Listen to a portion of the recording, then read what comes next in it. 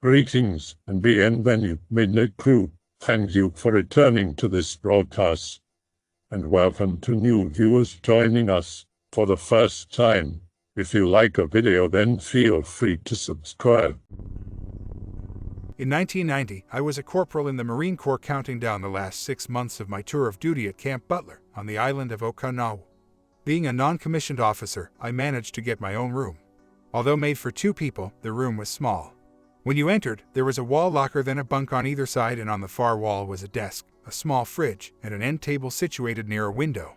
Hanging on the wall above the bunk on the left of the room was an old, large mirror held in a strange-looking, heavy wooden frame.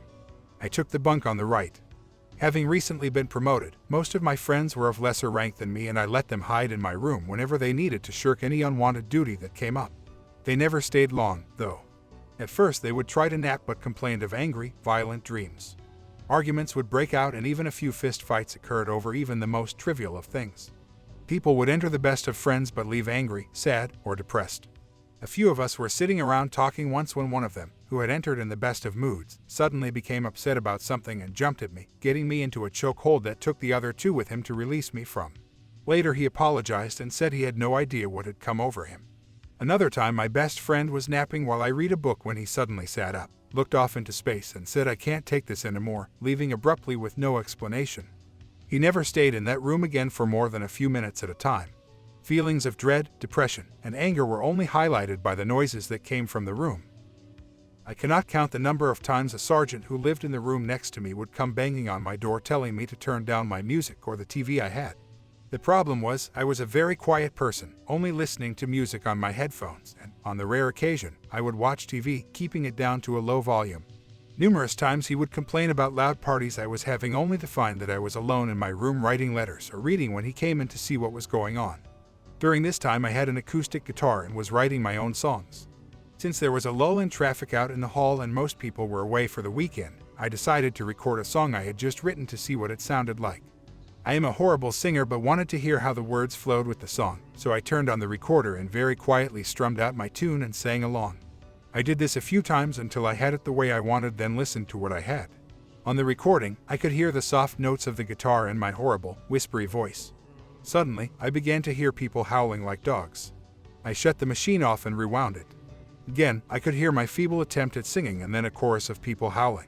It sounded as if they were making fun of my lack of musical talent. I was completely embarrassed and decided to wait until later to record my songs when I was completely alone. It did not hit me until later that the hallways and other rooms were empty at that time, and that, upon listening again, the howling was coming from inside the room. The room had, to some degree, the same effect on me as it did everyone else, and it was easy to see that the mirror was causing it. When I had company, I noticed people would shy away from it. They would sit as far from it as possible and glance toward it now and then as if to make sure it hadn't moved. The mirror stood out, and although I used it, I didn't like to.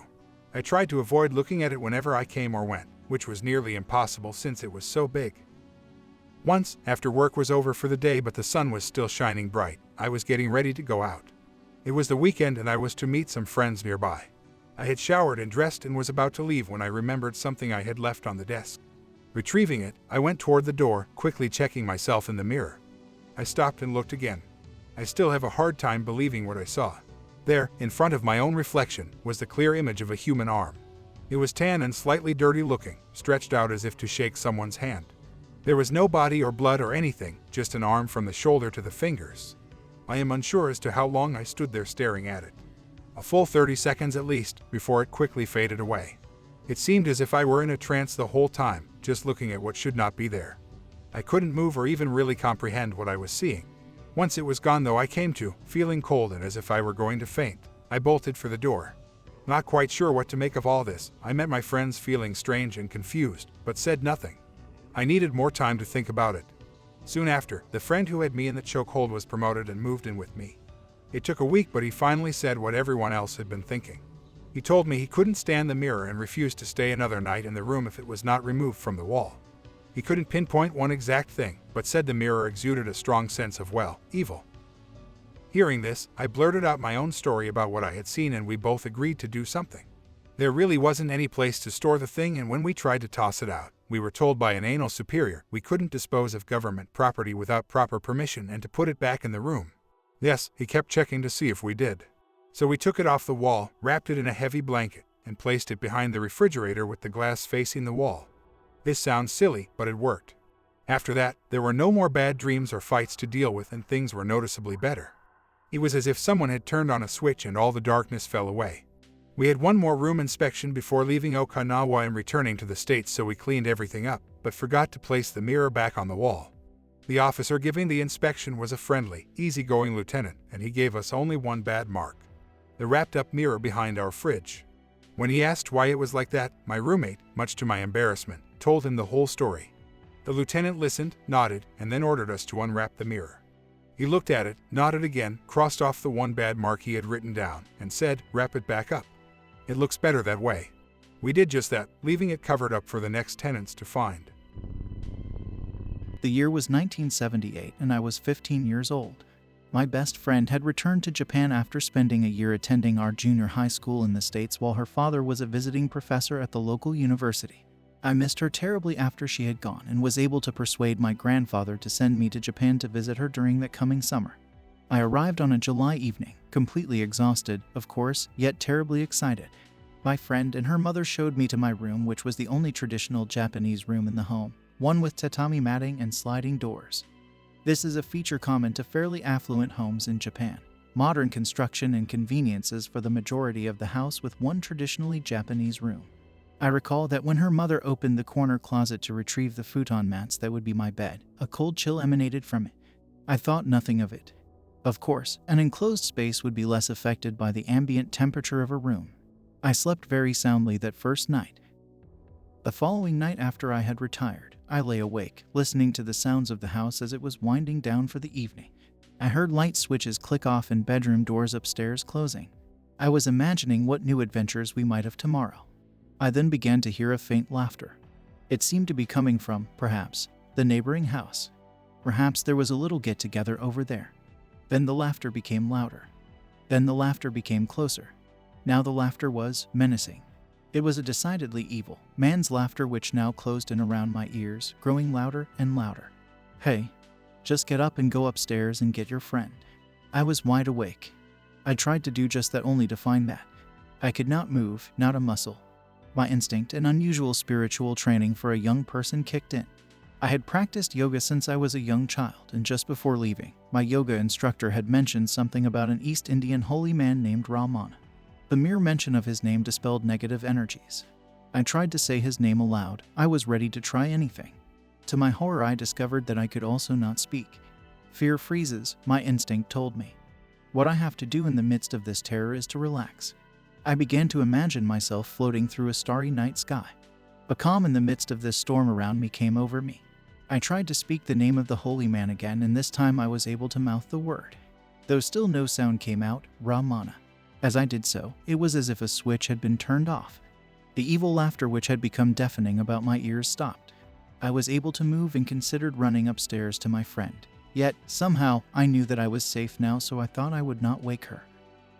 The following day, a number of my friends' came by for a welcoming tea. I told the story of what had happened to me. "Oh, yes, that was Kanashibari," they told me, quite matter-of-factly, which means wrapped in bandages. It was a common thing which occurs in Japan whereby some spirit or another who happens to be roaming about decides to have a bit of fun with a resting human. They proceeded to tell me other tales of spirits, both playful and malevolent, who specialized in turning children around in their beds so that their head would be where their feet had been when they awoke. They were not surprised in the least by my experience and had no trouble believing that I had indeed been awake and that this was no dream. The entity was likely a demonic one, judging from my description, they said, and I imagined that anyone who heard that laughter would concur. The direction from whence the laughter had originated, I realized, had been the bedding closet which had exhibited the chilly draft the night before. I took from that experience the notion that calm in the presence of malevolent entities is a powerful strategy. Indeed, my later studies of martial arts would serve to underscore that conclusion. "Don't strike when you are angry," I once heard a Tibetan monk remark. You might miss. I was brought up and always felt it was best to speak to someone of my experiences. My tradition, Native American, we have many beliefs in spiritual and unworldly creatures. My family shares the same gift as I do. Of course, not all of us have it. I was told by my grandmother that we have a strong line of medicine men and women in our family. When I was young, I was able to sense the presence of a spirit. As I got older, my senses heightened, and it came to where I knew if it was female or male, a child or adult. Now it's to where I see them. Sometimes shadows, mists, a glow, and others as real as anyone else. Right now I live in Okinawa, Japan. I moved here in April 2010. My family calls this a gift, but at times it's real fear. I have been trying to control what I allow myself to see and feel, which hasn't been easy. There is so much activity on this island that at times it's difficult to filter what's actually there and what's not.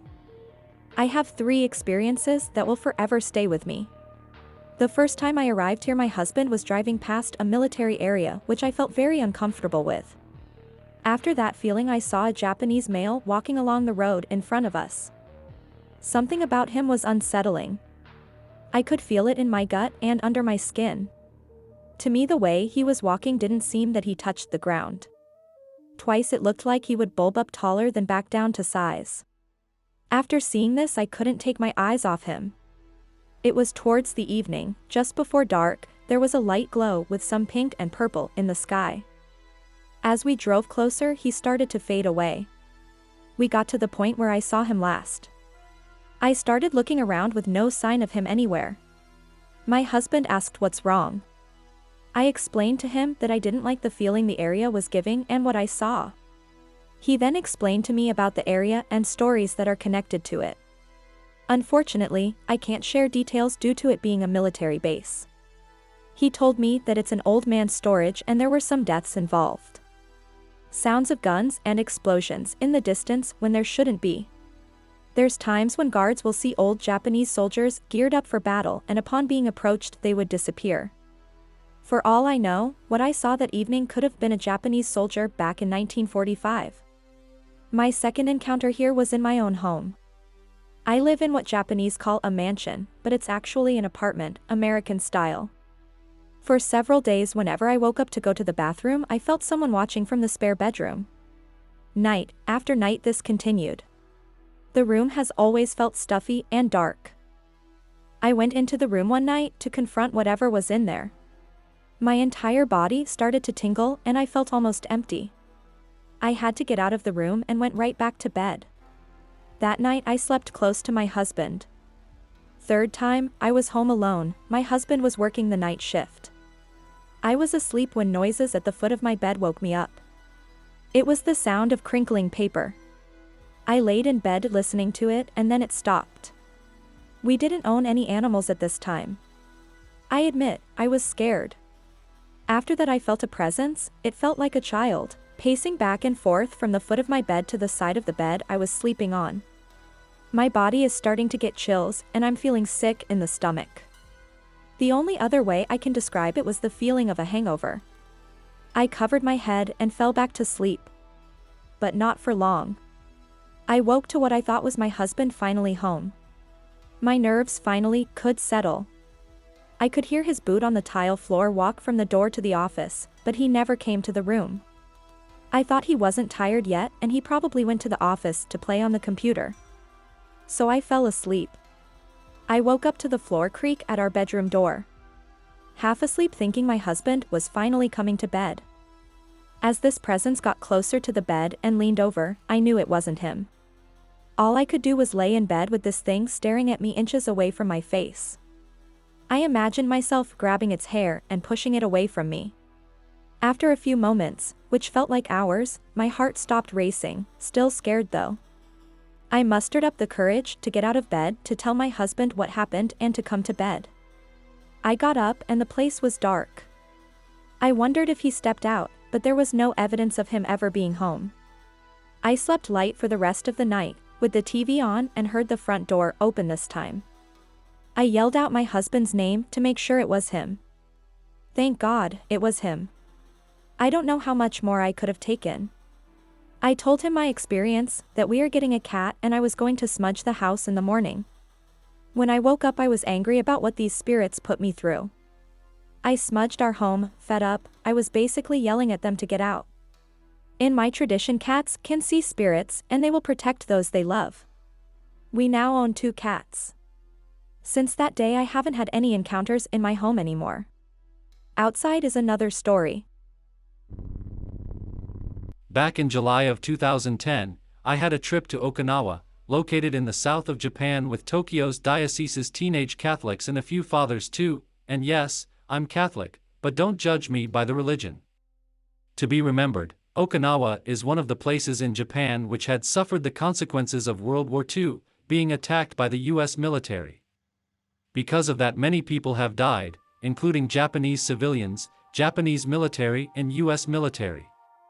Since I already studied about Okinawa's history, I had a strange feeling that something spiritual will happen there before I visited Okinawa, and Okinawa is one of the places that have a US military's base.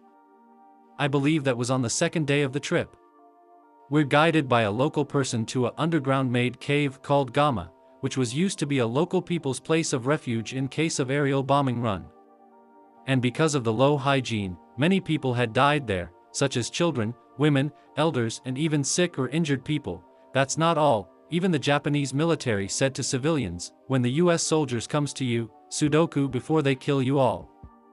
Die for glory, die for Japan. The cave itself was slippery because of the rain and too dark. Or should I say, pure darkness, pure black. Because of that, we have to move with headlights. While we're advancing, we had a moment to turn off the lights to see how dark it was. The cave was also chilly rather than cold. Few seconds later, I heard a woman's crying voice in the cave, but I noticed that it wasn't the voices of the girls with us. Note, only 2 girls with us. And then I started to think to myself, this is not a living person's voice. Later, we went out of the cave. And in order to confirm, I asked the girls if one of them cried, but the answer was, none of us cried there. And I asked the boys too, but same answer. I wonder what the crying woman's spirit wanted to tell me or to us. I'm in Okinawa and this all started a couple weeks ago. First I kind of ignored it, but it kept going on. First I thought I saw something from the corner of my eye. Next, while sleeping, lights off, I saw the light light up a little. After that, in the middle of the night, I didn't feel part of the blanket on my foot, so I sat up and looked at the blanket was being lifted up a little. The other day I was hanging my clothes up and I had a hanger on the bed. While hanging my clothes, I heard a noise. I turned around to see my hanger was now on the floor. I told my friend about it on the phone while in my room. After I hung up, I heard a whistle sound and I got cold. I had goosebumps. Recently I was trying to fall asleep. I was lying on my side when I felt something on my back like it was pushing me a little. I heard the whistle sound yet again. The whistle sound is more frequent, it's a very faint whistle. I have no idea what it could be. But it hasn't hurt me. It's like just trying to get my attention and never leaves me alone when I try to sleep. Oh, and lastly, when sitting in my room watching TV, I saw a goldish light orb in the corner of my wall all the way up to the ceiling. This set of experiences was during my time in Okinawa from 2009 to 2011. I was stationed there on Kadena Air Base and lived in an on-base dormitory. There were 3 major occurrences while I stayed in that room. The first of the 3 was the least jarring. My room was occupied by a pair of young men who'd presumably passed during the US occupation way back. They never really bothered anything as they tended to just mill about the small room. At night, they usually settled into the chair by the window and on the foot of the bed. Never really felt anything negative from them, just felt like company. The next one, however, there was a woman who'd wandered the dorm. Usually she came to drunks and gave them pleasant dreams for the sake of keeping it PG. One evening I'd had a bit of alcohol myself, but no more than enough to be tipsy. I felt soft, feminine hands running down my back. A feeling I've had years prior that, like then, I rebuffed. Apparently, she didn't take kindly to my dismissal, as after that she appeared more frequently. I would be playing games on my laptop and my room would chill noticeably during the summer. It couldn't have been the AC since that came from the inner hallway. It was sometime after her visitations that another spirit started coming around. I tie these two together due to them almost always appearing together, and from what a friend told me later, this presence was another male. Both him and the woman were native spirits. He would appear around the same time as her and they would stand opposite one another. His presence was accompanied by the air feeling much hotter than before. I'd end up half hot and half cold in the middle of their stare down. One evening, I laid down to sleep for the night. Shortly after I laid down, I found I couldn't move. I felt a large rough hand on my head and another on my side before hearing the sheets creak as I was pressed into the bed. Of course, I panicked mentally and started muttering in my head, "Get out," and trying to shake myself. It took some time before I wiggled slightly and uttered "get." As soon as I said the phrase aloud, I was able to move freely and sprung out of bed. At this time, the light was on, but there were seething shadows where the ceiling met the walls. I could actually see them writhing like small tentacles outward. There was an overwhelming presence bearing down on me, so I contacted a friend of mine I'd just been speaking to on TeamSpeak. She came on and I explained the situation.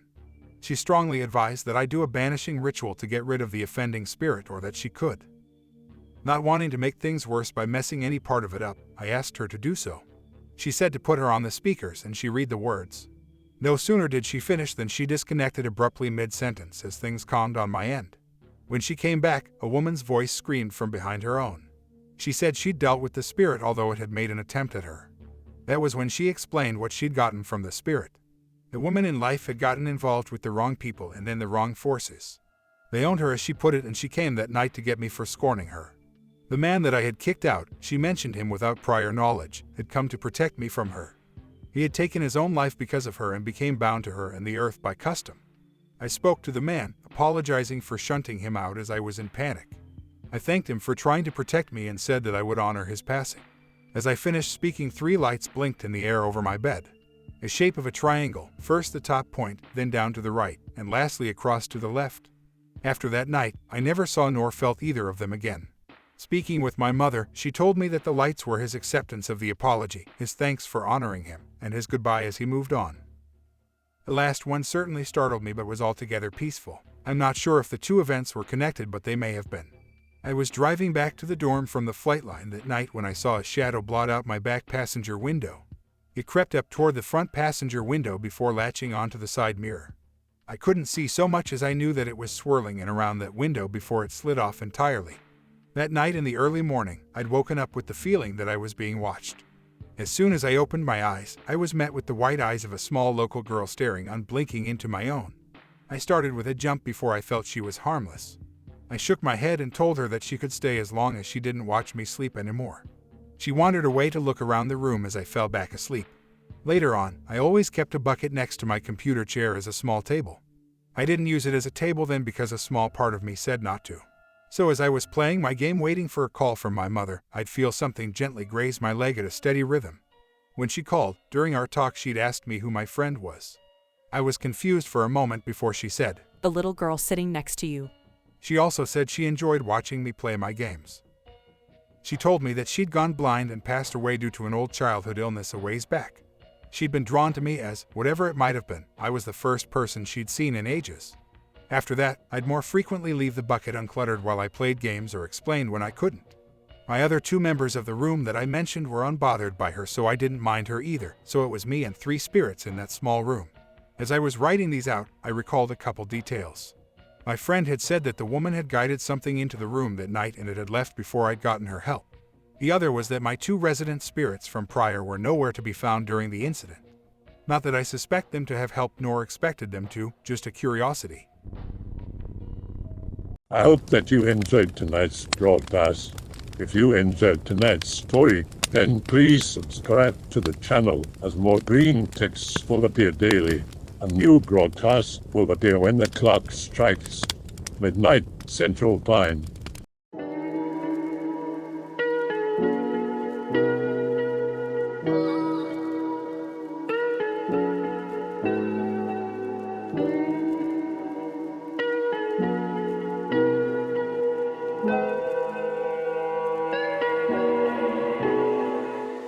Remember to check out the Odyssey page in the description for a second archive of the channel's videos.